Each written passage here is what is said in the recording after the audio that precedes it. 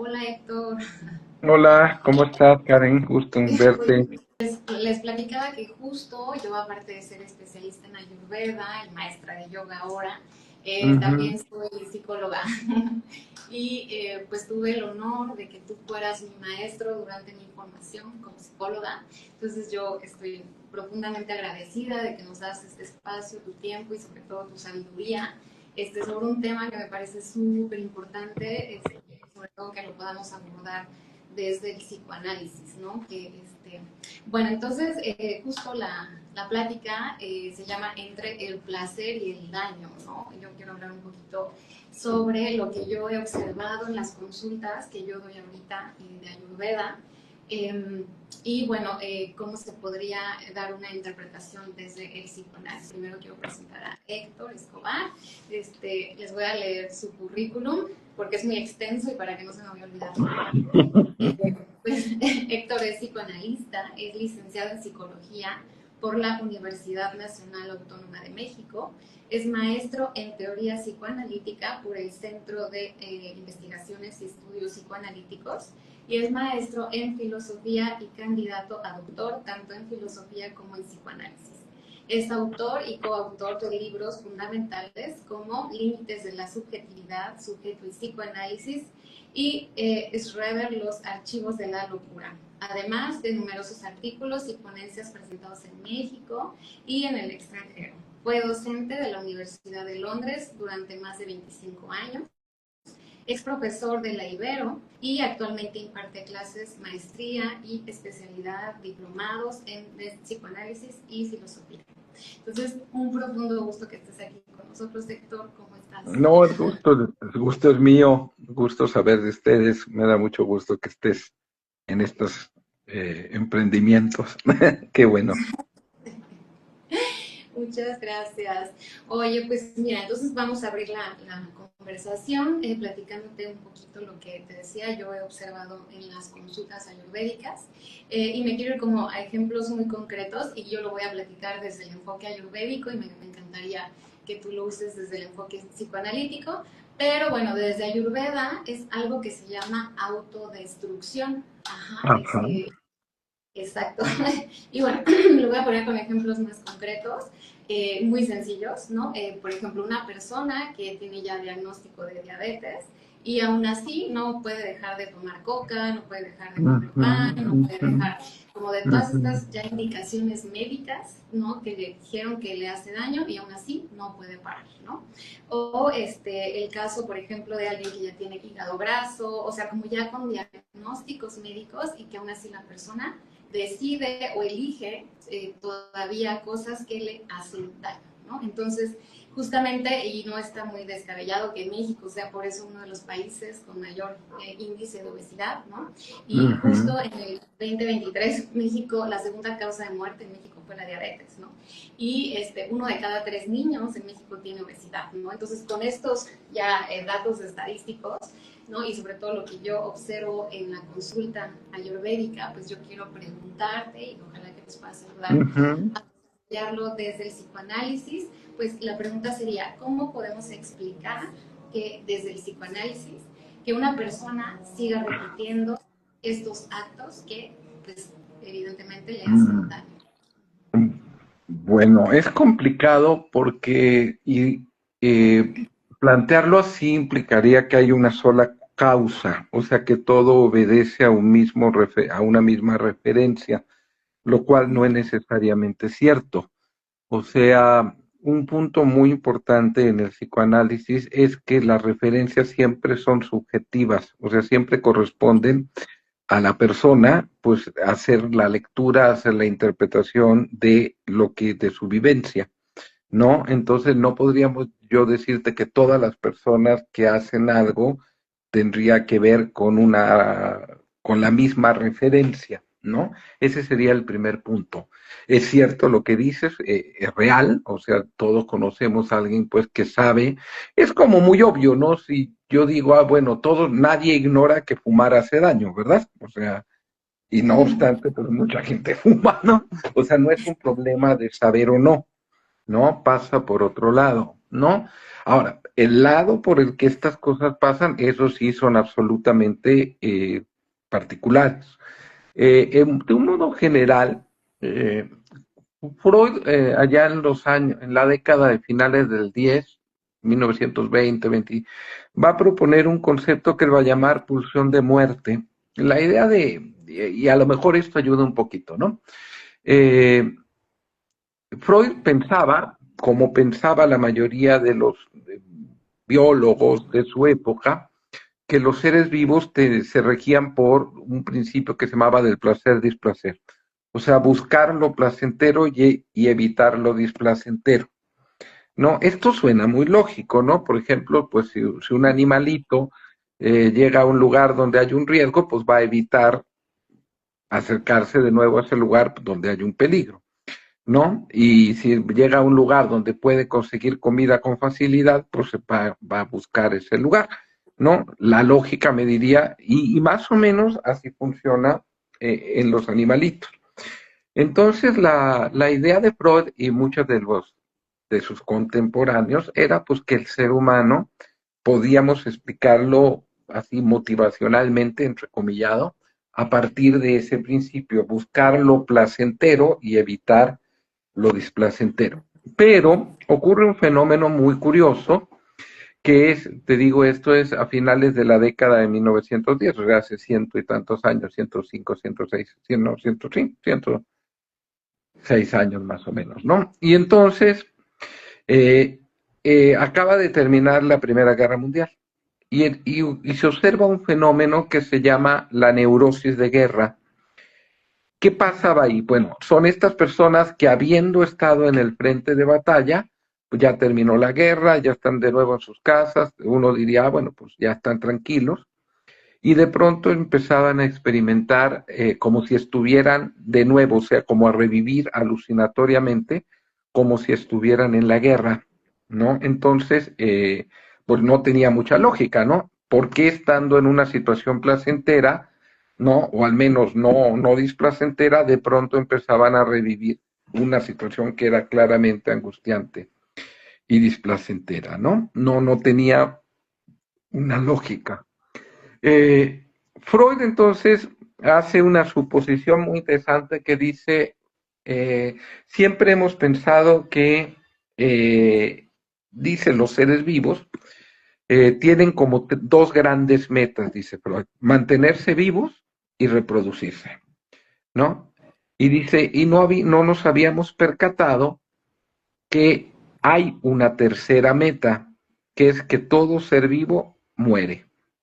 Entonces, dice Freud, del mismo modo que hemos supuesto una pulsión correspondiente al mantenerse vivo, o sea, la autoconservación, y una pulsión correspondiente a la reproducción, la pulsión sexual, tendríamos que suponer la existencia en lo psíquico de otra pulsión cuya meta sería la muerte. Aquí es complicado por varias razones, porque podemos quedarnos nada más en un plano orgánico. Y pues claro, en un plano orgánico todo ser vivo muere. O sea, ¿no?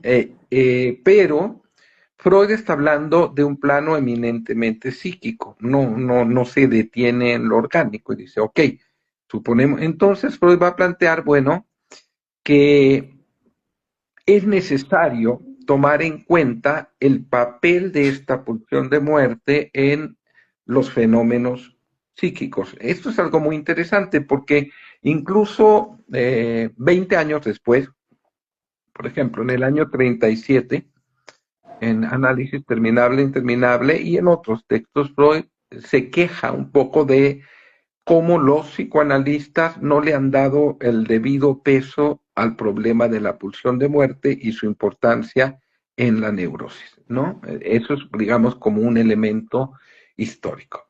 Ahora, cuando Freud habla de la pulsión de muerte, dice, bueno, podríamos pensarla de dos formas. Dice, cuando se dirige hacia el mundo externo, ¿no? Y le llama esto pulsión de destrucción. Y dice, bueno, por ejemplo, un animalito mata a otro, ¿no? Pero, por ejemplo, si nos preguntamos, bueno, ¿y por qué un animalito mata a otro? Pues vamos a encontrar que obedece a algo en el plano de la necesidad. Por ejemplo, un león mata a una cebra, venado, pues para comerse, ¿sí? Es decir, esa pulsión de muerte dirigida hacia afuera sirve al animalito pues para mantenerse en el vivo, ¿no? O sea, si el león no mata a otro animalito, pues no puede vivir, no necesita comer, ¿no? Pero aquí vemos una diferencia notoria en el ser humano. Dice, en el ser humano esto no ocurre de esta manera.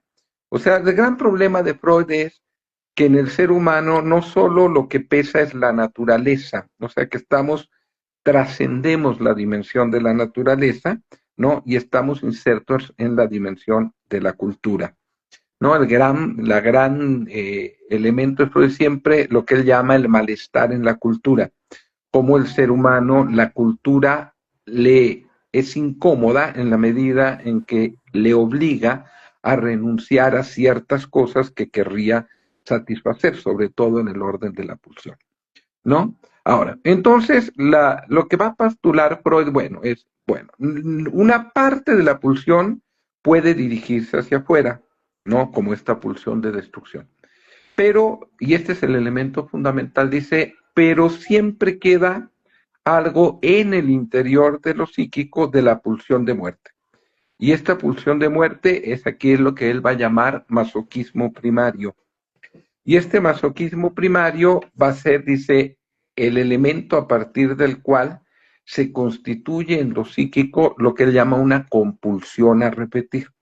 ¿Qué es esto de una compulsión a repetir? Bueno, el psicoanálisis muestra que los seres humanos tenemos patrones de conducta que son repetitivos, es decir, por ejemplo, que repetimos patrones, repetimos modelos, sin que te podamos reducirlo a un elemento de aprendizaje. Es decir, no, porque si fuera aprendizaje, pues entonces repetiríamos lo bueno y evitaríamos lo malo.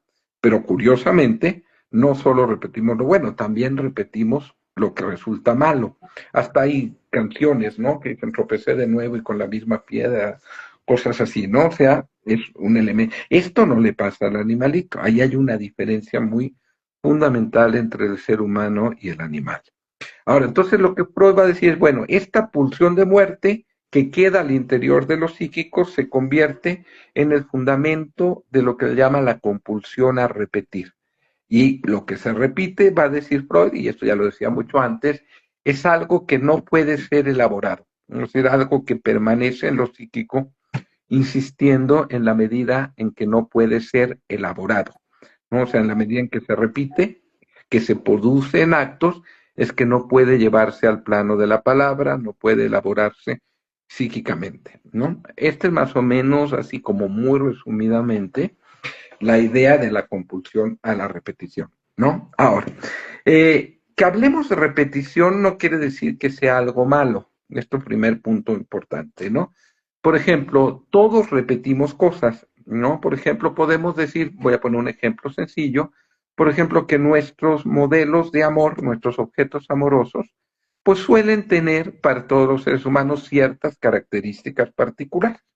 ¿No? Pueden ser físicas, pero no necesariamente, ¿no? Entonces podemos decir, bueno, las personas por las que me siento atraído suelen tener determinadas características físicas o de personalidad o etcétera, etcétera. Eso es absolutamente individual, pero no sería raro que yo comentara, por ejemplo, que todos quienes nos escuchan en algún momento les ha pasado que ven pasar a alguien que ni saben cómo se llama, ni quién es, ni qué piensa, y nos gusta, ¿no? ¿Sí? ¿Qué diría? Pero bueno, ahí identificamos alguna característica, obviamente este no es un acto consciente, ¿no? Esa característica nos lleva a cierto modelo que tenemos como psíquicamente, que hemos construido psíquicamente. Entonces, no pensemos que esto es necesariamente algo malo. O sea, no habría de otra manera, pues, ¿no?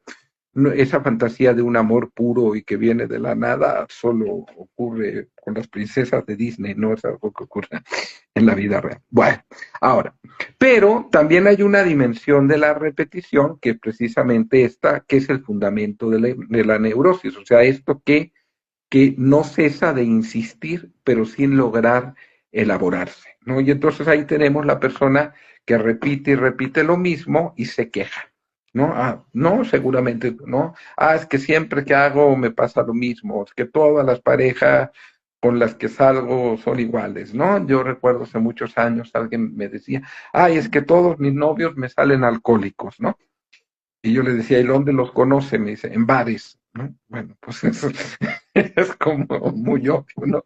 Digo, como muy obvio que sé para nosotros, ¿verdad? Pero pues, para esta persona no lo era, ¿no? ¿Sí? Entonces, ese tipo, ese es el elemento que, bueno, que, por ejemplo, que un análisis pues ayuda a que la persona se percate.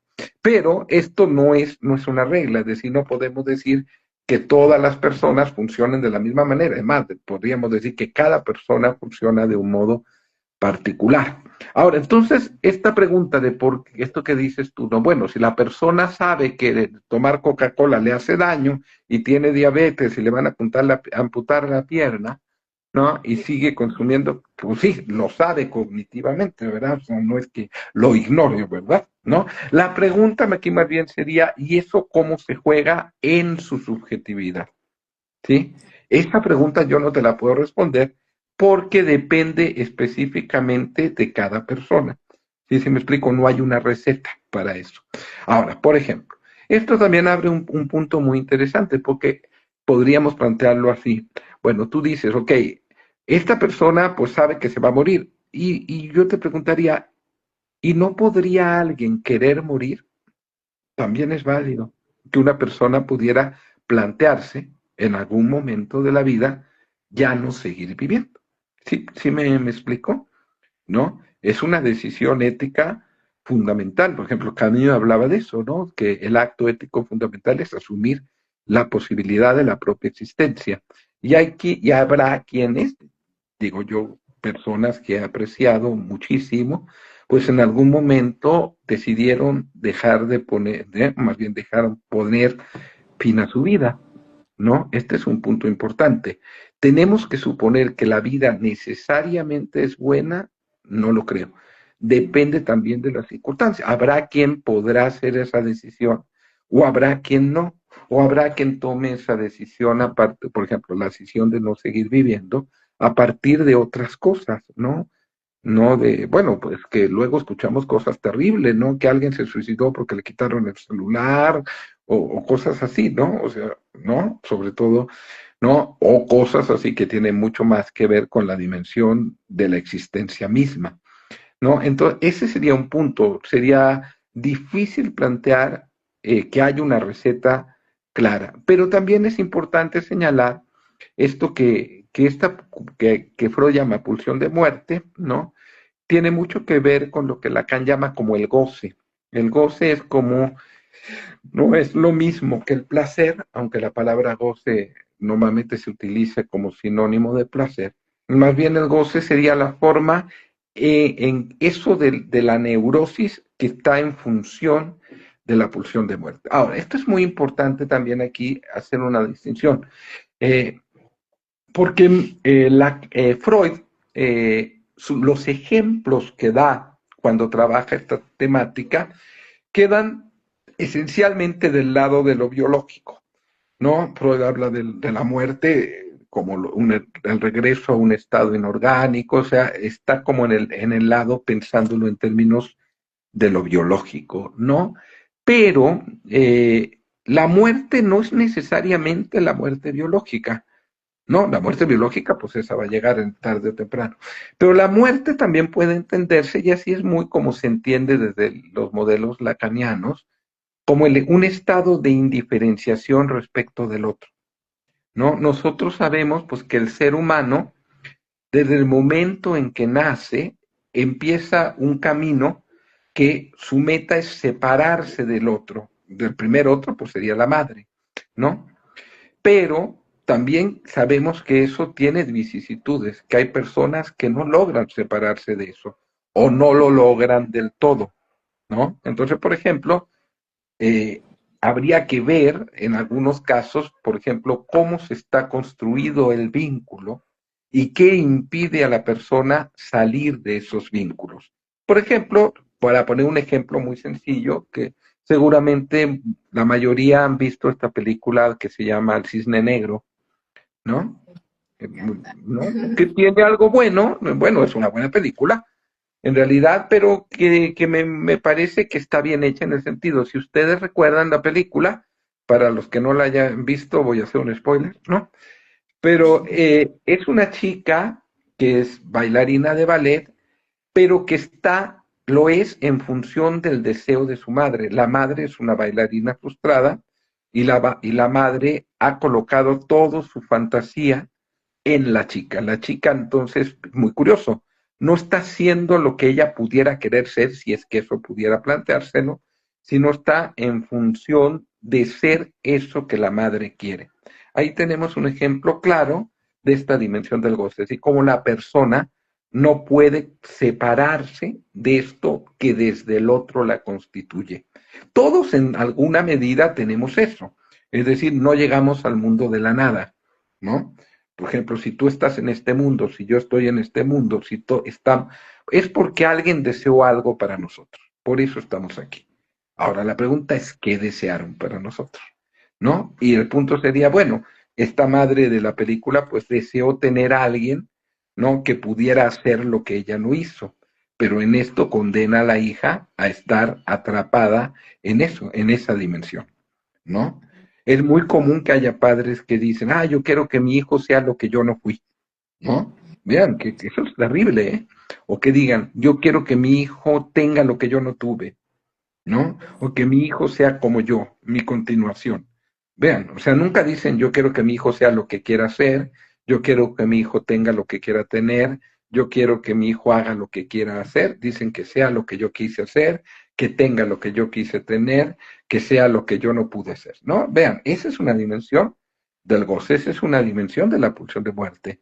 Ahora, digo, para simplificar esto, podría decir que la labor de todo hijo es zafarse de eso, ¿no? ¿Cómo nos zafamos de esto para poder construir una vida, ¿no? Esta es una dimensión eminentemente propia de la neurosis, ¿no?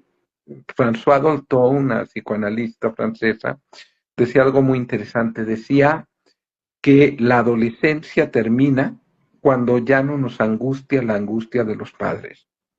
Y entonces aquí podemos encontrar con mucha facilidad, ¿no? Adolescentes que pasan de los 50, ¿no? Es decir, que siguen atrapados en la angustia de los padres. Esa es la dimensión del goce. Ahora, si alguien, ¿cómo está? Eso ya sería absolutamente particular. Te digo, hay quien puede querer morir porque le quitaron el celular, ¿no? Y hay quien puede querer morir como efecto de una decisión ética. Y conozco personalmente pues, gentes que han tomado esa decisión ética, ¿no? Entonces no es lo mismo. Digo, el resultado es el mismo, pero la dimensión desde donde la cual el ser humano construye esas posiciones es radicalmente distinta. Por eso no hay una manera de decirte esto vale, esto no. Por ejemplo, alguien que está, por ejemplo, agonizante y quiere fumarse un cigarro, ¿se lo negaríamos? Sí, sí, sí me explico. Sí, sí me siguen la idea. Sí. O sea, sí, pues no le va a hacer daño, ¿verdad? Pero pues sí, sí, me explico. O sea, creo que los seres humanos debemos tener la posibilidad de elegir sobre nuestra propia vida, ¿no? Creo que ese es un punto esencial que bueno, que buscaría yo, o yo supongo que el psicoanálisis te ayuda a eso, a elegir un poco sobre tu propia vida, ¿no? Y a darte cuenta qué es lo que motiva. Por ejemplo, yo personalmente yo diría, bueno, si yo voy a estar más adelante, espero que no, en una condición donde físicamente esté incapacitado, donde mentalmente esté incapacitado, yo preferiría no seguir viviendo, ¿no? Habrá quien dirá, no, yo voy a vivir hasta, no, hasta que me muera porque Diosito así lo quiso, ok, es respetable, ¿no? O alguien podrá decir no, ¿no? Entonces, que por eso se hace difícil dar una receta general de esto. No sé si más o menos esto responde un poquito a a esta temática que tú nos quieres compartir.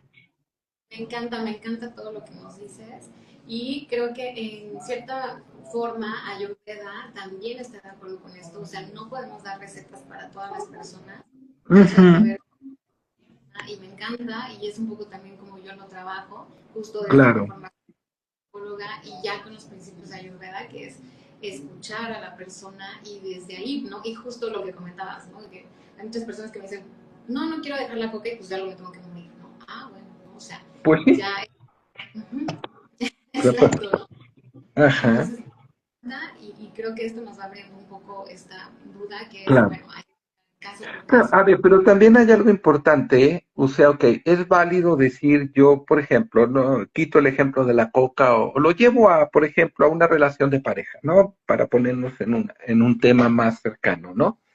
Por ejemplo, conocemos estas personas que están en relaciones de pareja que son un constante malestar, ¿no?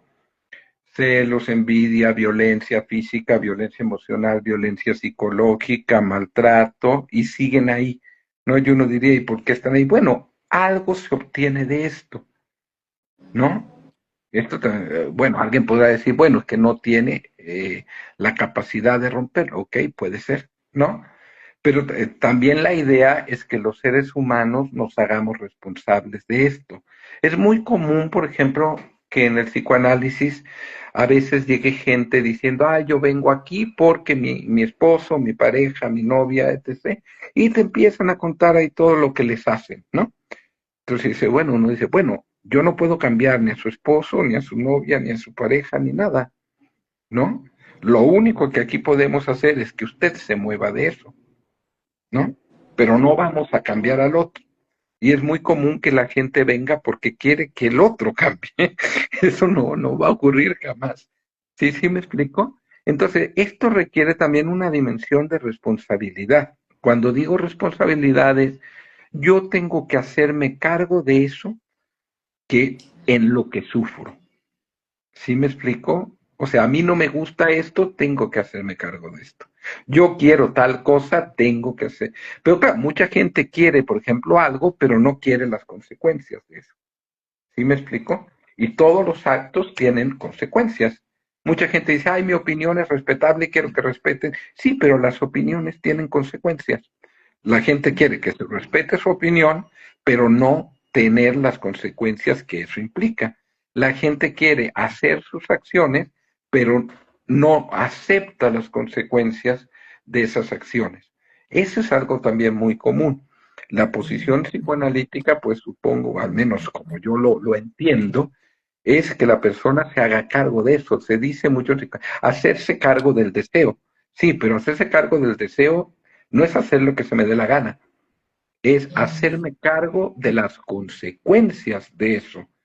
Y lo añado más, o sea, hacerme cargo de la imposibilidad. Porque si no estoy, ah, esto no y esto no, no, ella me traicionó y la otra no me sirvió, así, y me puedo seguir al infinito. No, bueno, hay una imposibilidad de la satisfacción plena y la vida consiste en lidiar con esa imposibilidad. ¿No? En psicoanálisis se dice que el psicoanálisis te sirve para pasar de la impotencia a la imposibilidad. Los seres humanos nos quejamos por impotencia. Creemos que se puede algo cuando en realidad no se puede, ¿no? Y sufrimos porque no podemos. Tenemos la fantasía que los otros sí pueden y yo no, ¿no? Yo no puedo, el otro sí, ¿no? Porque ella es feliz y yo no. ¿Sí, sí me explico? Esa es la dimensión de la impotencia cuando en realidad lo que hay una dimensión y absoluta es una dimensión de imposibilidad, ¿no? Ese es más o menos un punto. Y bueno, si hay imposibilidad, ¿qué voy a hacer con eso? O sea, renuncio a la vida, renuncio a todo, porque nunca voy a obtener algo maravilloso y perfecto, o vivo la vida en la medida en que la vida me proporciona cosas que son bellas, ¿no? Claro, también estoy hablando desde una posición un poco privilegiada. Hay, pues desgraciadamente, seres humanos, ¿no? Pues para quienes la vida como tal no proporciona, ¿no? O sea, hablarle de esto a alguien que ahorita está en Gaza, pues es terrible, ¿verdad? Ni modo que le diga ahí, pero bueno, también es una dimensión que tenemos, o una persona que está con una enfermedad terminal, o una persona que nace en condiciones de vida infrahumanas, ¿no? Todo eso es real. O sea, porque si no nos quedaríamos únicamente en una posición de que todo depende de mi posición subjetiva. No, la vida, ¿no? O sea, no pueden, no es fácil moverse subjetivamente cuando las personas pues están luchando por conseguir qué comer, ¿no? Entonces, por eso se vuelve un tema muy, muy, muy complejo. Pero no sé si lo que digo más o menos ayuda. Sí, muchísimo. Entonces, como para ir resumiendo, podemos decir que todos tenemos pulsiones de muerte, digamos, no es Claro. algo exclusivo de la Sí, gente que sí. tiene enfermedad Es una forma, es una condición de lo humano. del humano. Segundo, es una pulsión que está presente todo el tiempo y que nunca se va a saciar, por así decirlo, ¿no? Que Así siempre es. busca Ujú, la relación y no se va a lograr. Entonces, por eso está este ujú. acto que se repite y se repite y se Claro. repite. Pero no es algo que nos afecte a mí por mala suerte, ¿eh? No es, yo tengo mala suerte y los demás. No, no, es una condición misma de la existencia, ¿no? ¿No? Sí, Ese es un elemento importante a tener en cuenta, ¿sí? Y tengo que vivir así, ¿no? ¿Hasta dónde? Esa también es una pregunta muy importante, ¿no? ¿Hasta dónde decido eso? claro. ¿No? Claro. Y la posibilidad de moverse de ahí sería, lo tiene que elegir la persona, hacerse cargo de eso, como bien nos comentas. Dentro de lo que podemos elegir, ¿no? Porque también hay límites reales a las elecciones, ¿no? Por eso te decía, una persona en Gaza, ¿qué opciones de elección tiene? ¿Verdad? Digo, pongo un ejemplo extremo, ¿verdad? Pero estoy hablando ¿no? De las condiciones materiales reales del mundo, que muchas veces esas elecciones son muy, muy difíciles o muy limitadas, ¿no? Y no podemos pasar por alto esa condición. Exacto. Pero tenemos una posibilidad, ¿no? Incluso que sería cuestionarte sobre tu Ujú, deseo, claro, claro, así y es. sería a través del Sí, psicoanálisis. tenemos, claro, porque es fácil cuestionar a los demás, es más difícil cuestionarse uno, Claro, sí, no se quieren ¿no? como... Eso es importante, ¿no? Y el psicoanálisis, pues, te permite hacerte esas preguntas, ¿no? Que las personas se hagan esas preguntas. ¿Cómo llegué aquí? ¿Por qué estoy aquí? ¿Por qué sostengo esto de lo que me quejo? ¿No? O sea, como Freud le dice a Dora, ¿no? ¿Cuál es el papel que juega usted en esto de lo que se queja? ¿No? Y Ah, claro, pues, la primera posición de la mayoría, pero, ay, no, yo soy la víctima, todos me hacen, todos me hacen, todos me hacen, ok, ¿no? Pero también ocupo un lugar y juego un lugar, ¿no? Sí, entonces fíjate pues lo complicado que es, ¿no? Porque sí hay condiciones reales, ¿no? Pero también hay condiciones subjetivas que pesan. Podemos trabajar, dice Freud, con las condiciones subjetivas, pero las condiciones externas, pues mucho más complejo, ¿no? por supuesto, por supuesto, y me encanta, pero donde podríamos trabajar estas condiciones subjetivas, la propuesta sería eh, un espacio psicoanalítico, por supuesto, Mm, y yo también le mm, abriría un espacio como Ayurveda, y sobre todo claro. lo que hago es juntar mi formación como psicóloga con esta otra parte de Ayurveda que me encanta y que se Ujú. complementa. Y, Bueno, yo entiendo, hay muchas prácticas que pueden ayudar a las personas, el yoga, muchísimas, ¿no? O sea, no pienso que únicamente hay muchas cosas que pueden, por ejemplo, muchas personas pueden encontrar un consuelo en la religión y por qué se les habría de quitar, ¿no? ¿No? Yo no soy personalmente alguien religioso, pero si a alguien eso le ayuda y le sostiene y le ayuda a tener una mejor vida, pues está bien, ¿no? Claro, u otro tipo de prácticas, ¿no? O sea, por eso sí es muy difícil dar una receta, pero más o menos yo creo que por ahí podríamos plantearlo. justo, sí, eso me gustaría, esa era otra pregunta que tengo, como qué herramientas nos puedes tú proponer para abordar este tema.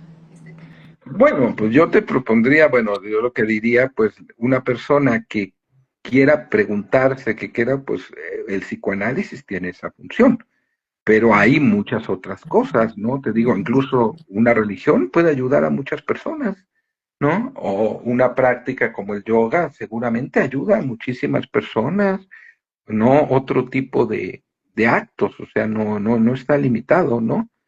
No, por ejemplo, ayer escuchaba una entrevista que le hacen fíjate qué interesante, ¿no? Un luchador, ¿no? De lucha libre que se llama Fray Tormenta y él hablaba de cómo en algún momento dice que él era un drogadicto, ¿no? De joven, de muchacho, ¿no?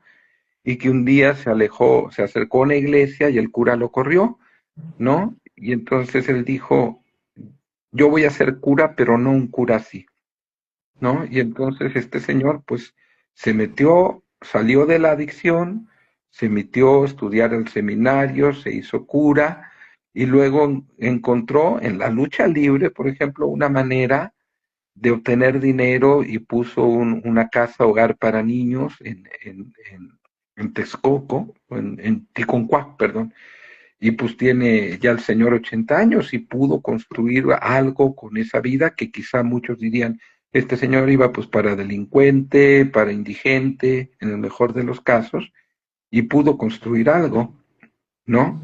O sea, se puede, bueno, hay que hacer algo, ¿no? Este señor encontró en la religión una forma de hacer eso, ¿no? Y pues transformó su vida y la de muchas otras personas, ¿no? Me encanta, me Mm, encanta. Y bueno, yo creo que justo para las personas que nos están viendo, y yo creo que el primer paso sería como los alcohólicos anónimos, pues reconocer, ¿no? Reconocer porque claro, normalmente yo cuando en consulta hablo de autodestrucción, es como que, no, como yo nunca jamás en la vida, ¿qué? ¿De qué hablas? No. Entonces, como pues, reconocer que sí tenemos estas pues, tendencias o pulsiones y a partir de ahí también nos permitiría movernos, ¿no? Y ya, como dice el claro. autor, herramientas, ¿no? Psicoanálisis, Mm, yoga, muchas, claro, hay muchas. Ujú. Sí, el arte, ¿no? El arte puede ser una manera, me encanta, ¿no? me encanta. Claro. Este Justo, señor encontró en la lucha libre, imagínate, ¿no? Pues sí, sí. me encanta. Entonces, aunque Ujú. parece un poco negativo, como de no se van a satisfacer, ¿verdad? Hay otra parte Claro, que tú dices, sí, sí se puede, nos podemos mover y claro. podemos Sí, vivir. sí, sí, Me así encanta. es. Esa es como la idea, ¿no? Me encanta, me encanta. No sé si la gente que nos está viendo tiene alguna pregunta aprovechando. Pues nada más pues hacerles la invitación a que sigan a Héctor en sus redes sociales. Creo que estás más activo en Facebook, ¿no? En Facebook, sí, aquí solamente subo pues fotos de mi gato o de la comida que preparo. Pero Sí, en sí. Facebook sí suelo subir, o mi canal de YouTube con mi nombre, Héctor aquí, Héctor Escobar Sotomayor, en mi canal de YouTube tengo pues seminarios, cursos de psicoanálisis, son de acceso libre, mi canal de YouTube, ¿no? Ahí es donde podemos tener eso.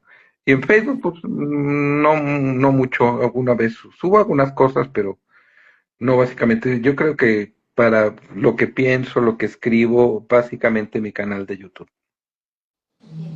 Ya nos escribió Keila, dice, en la relación de pareja, ¿por qué, aunque sé reconocer que ahí ya no hay la posibilidad de construir algo, me duele tanto? Por eso, pues porque ya no hay la posibilidad. No, a veces nos aferramos a que algo funcione. Digo, no es un problema tuyo, nos pasa a los seres humanos. Pero, por ejemplo, un psicoanalista argentino, alemán, decía algo muy interesante, que el psicoanálisis enseña a perder, ¿no?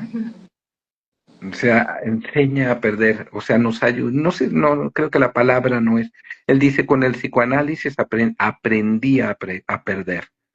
Y sí, tenemos que aprender a perder, ¿no? Por muy doloroso que sea, ¿no? A veces, pues sí, esa pérdida puede generar otras cosas que si me quedo ahí nunca van a pasar, ¿no? ¿No? Pero también depende de cómo me coloque ante esa pérdida. Si me hundo y me cierro y no hay mucho que hacer, ¿no? ¿Sí? Pero obviamente esto es absolutamente particular, ¿no?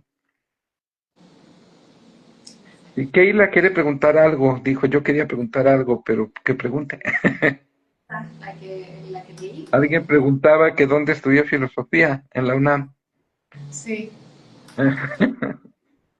Creo que, digo, de las que vi ahí, ¿no? Que aparecen. Sí, sí, sí, sí. Nos dice Dulce, Es creo que un proceso de duelo, sí, el duelo es siempre ante una pérdida, ¿no? Pero es que que perdemos muchas veces no es lo que pensamos, es más bien lo que nosotros colocamos en el otro, ¿no? O sea, voy a decir algo, no nos enamoramos de lo que el otro es, sino sí, de lo que le hemos supuesto, le colocamos al otro cosas. Eso es muy interesante, porque a veces pasa que, por ejemplo, lo voy a poner únicamente en el plano de la atracción, no del amor. Pero, por ejemplo, una persona que nos gusta muchísimo, en un instante puede dejar de gustarnos, ¿no? Entonces decimos, ¿cambió la persona en un instante o cambié yo? ¿No? Sí, sí, no sé si se entiende la imagen, ¿no? Lo, ¿No? Eso también es real, más o menos, ¿no? No sé si por ahí ayuda a pensar esto. lo Keila que dice que muchas gracias, pero creo que no ha preguntado.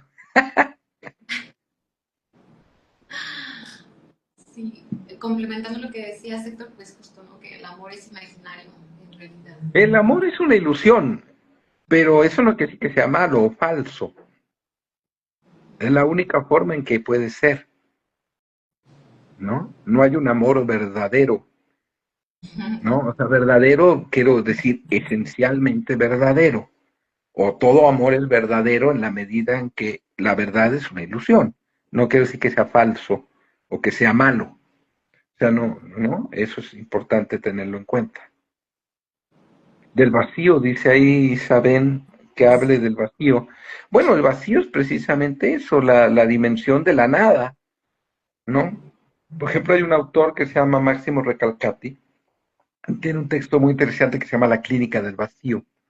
Y lo que él trabaja es como ciertos estados, por ejemplo, las adicciones o estados represivos las bulimias, las anorexias, tienen que ver con la imposibilidad de articular algo, ¿sí? Ni imaginaria ni simbólicamente. Y entonces queda como algo ahí, digo, es más complejo que esto, pero como algo que queda ahí repitiéndose en una especie de bucle.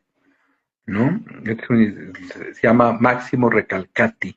Y bueno, uno de sus libros tiene uno muy interesante sobre la bulimia y tiene este que se llama La clínica del vacío, ¿no? Y tiene que ver con eso, como la imposibilidad de atrapar algo y entonces la persona queda insistentemente dando vueltas ahí como en algo pues inacabable, en un bucle, ¿no?